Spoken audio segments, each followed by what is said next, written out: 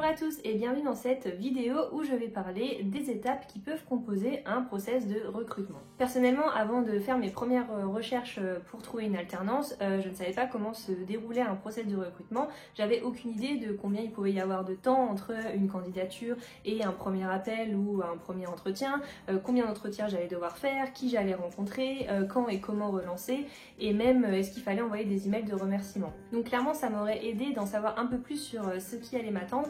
Donc c'est pourquoi dans cette vidéo je vais vous partager 3 process de recrutement que j'ai vécu, donc pour de l'alternance et des CDI et dans des petites et grandes entreprises. Et donc les process vont de 15 jours à plus de 3 mois, donc vous verrez il y a différentes expériences, donc j'espère qu'elles vous aideront à appréhender vos propres process de recrutement. L'expérience que je voulais raconter, c'est un process de recrutement qui a duré donc environ 15 jours et qui était pour un poste de chargé marketing en CDI dans une entreprise de moins de 50 personnes. Alors concrètement, la timeline de ce recrutement, c'était quoi? Donc j'ai candidaté sur Indeed donc le 21 octobre. 2 jours plus tard, j'ai reçu un appel de la RH qui me proposait de planifier un entretien physique. 5 jours après cet appel, donc avait lieu l'entretien avec les 2 gérants. Donc là, l'entretien s'était moyennement bien passé pour moi parce que j'avais un profil en fait assez junior, je sortais des études et j'avais senti que les 2 gérants avaient un peu une crainte par rapport à ça. Et en fait ce que j'ai fait, c'est que j'ai envoyé un email de remerciement dans la foulée de l'entretien, mais c'était plus qu'un email de remerciement, c'était vraiment un email avec des actions un peu précises sur si je prenais le poste, concrètement qu'est-ce que je ferais.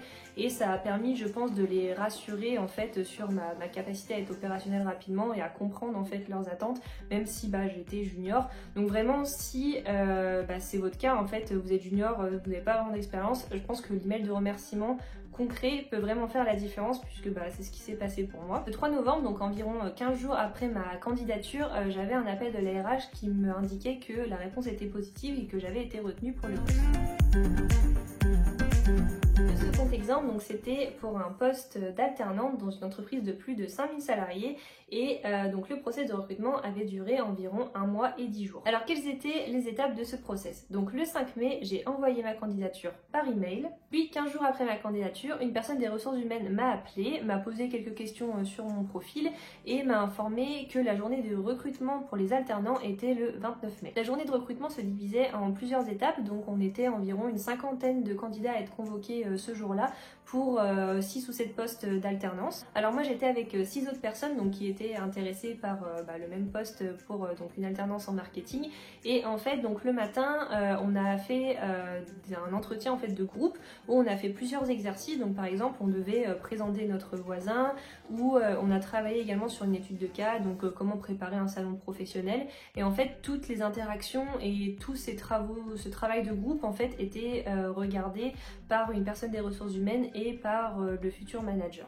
Ensuite le midi c'était cool, on a tous mangé à la cantine, puis l'après-midi on avait 2 entretiens donc d'environ 30 minutes chacun avec les 2 personnes qui étaient là depuis le matin, donc c'est-à-dire la personne des ressources humaines et le futur tuteur manager du poste. Le lendemain j'avais envoyé un email de remerciement donc au manager que j'avais rencontré parce que on avait eu plutôt un bon feeling, mais surtout j'avais senti que l'entretien avec la RH s'était bien moins passé.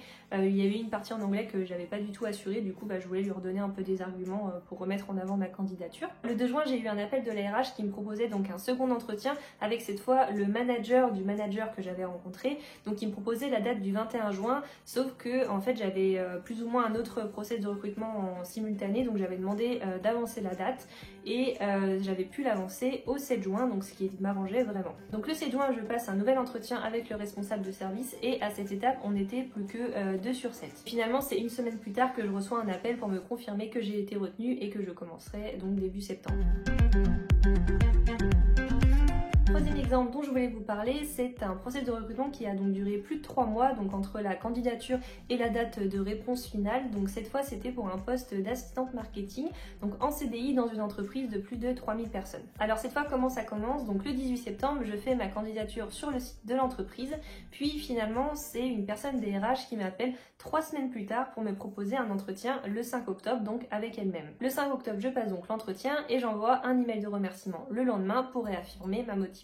Ensuite, environ 7 jours après l'entretien, j'avais pas de nouvelles, donc je relance la personne que j'ai rencontrée par email et elle me répond qu'elle n'a pas encore eu le temps de voir la personne responsable du service pour faire le point sur les candidats, mais qu'elle revenait vers moi. Le 26 octobre, toujours pas de nouvelles, donc je relance par email la personne des ressources humaines qui me dit qu'elle continue à recevoir des candidats, donc honnêtement, moi je pensais que c'était mort, mais finalement j'ai reçu un appel le 10 novembre de l'assistante du service marketing qui programme en fait un entretien avec 2 personnes du service. Le 23 novembre, je rencontre donc la chef de projet marketing, donc qui sera en fait ma future manager et la responsable du service. Le 27 novembre, j'envoie un email à la personne des ressources humaines pour l'informer que en fait en parallèle j'ai trouvé une mission en CDD que j'allais accepter. Donc l'idée c'était un peu d'être transparente et lui donner des informations sur ma situation et si j'espérais faire un peu accélérer le process de recrutement. Finalement 2 jours après, je reçois un nouvel appel pour me confirmer un entretien avec la directrice France qui aura lieu donc le 5 décembre. Mais le lendemain, je reçois un nouvel email qui me dit que la directrice ne pourra finalement pas être présente, donc l'entretien est repoussé au 19 décembre. L'entretien a bien lieu le 19 décembre avec la directrice France, qui sera donc ma future N+3. Et le 22 décembre, je reçois enfin un appel, donc je me souviens, j'étais en train de faire des courses pour Noël chez Boulanger, de la future manager qui m'annonce que je suis retenue pour le poste et que je commence le 9 janvier.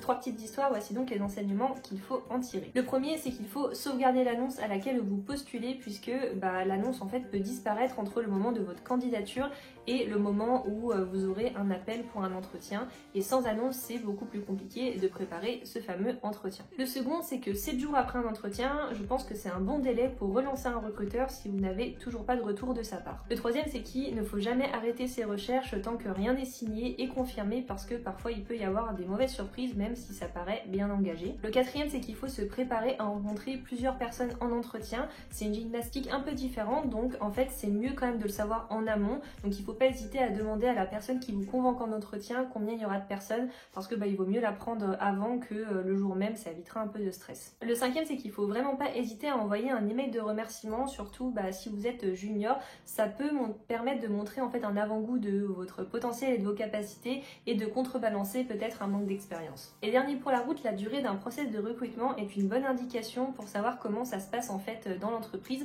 Donc par exemple, moi sur le process là de plus de 3 mois, donc qui était très long, en fait une fois quand j'ai intégré l'entreprise, finalement, je me suis rendu compte qu'il y avait pas mal de process de validation, qu'il y avait beaucoup de lourdeur et que ça avait un vrai impact dans mon travail au quotidien. Voilà, c'est donc la fin de cette vidéo. Donc j'espère que ce petit partage d'expérience te sera utile pour gérer tes propres recrutements. Si t'es arrivé jusque-là, n'hésite pas à mettre un petit pouce positif et ou à t'abonner, bien sûr.